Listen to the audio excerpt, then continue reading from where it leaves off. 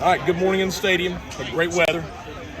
Big day today. Got a large group of sophomores and juniors on campus for junior day today. So they got to see part of practice. Wasn't a scrimmage, although we did have a live 2-minute drill there at the end. We had some live portions of practice. Still only day 4 and our first day in full pads, so we're not quite ready for a full-blown scrimmage just yet. We'll have our first one next Saturday back in here. But I'd say good first week. A lot of positives. A lot of things we've got to improve on, obviously. I mean, spring practice is kind of the way it goes, but it's really good to have so many returning guys with experience up front on both sides of the football, and I think that's really where you saw that stand out as far as just guys who know how to play. So excited about our first week.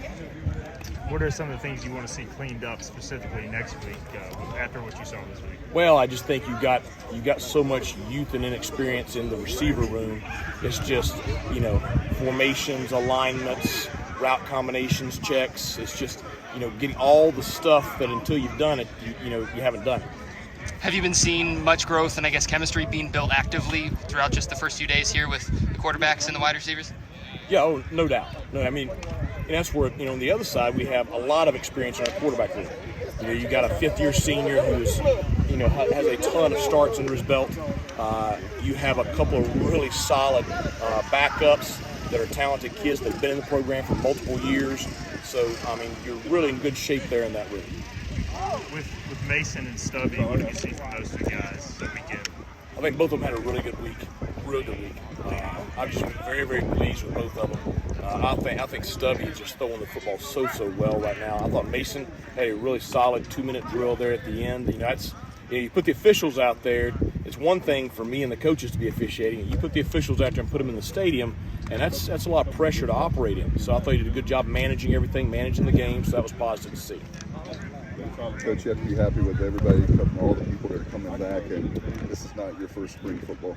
No, I mean, it's good to have a halfway normal spring. We're not walking around in masks.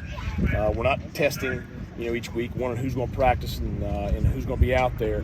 And you have so many guys that have been in the program for multiple years now. Sure, there's a lot we have to improve on. There's a lot we have to get done before September 3rd. But certainly this spring is going much more smoothly than any spring I've had since I've been here.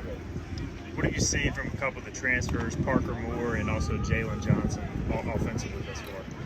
I think, obviously both are going to play for us. Both are experienced guys.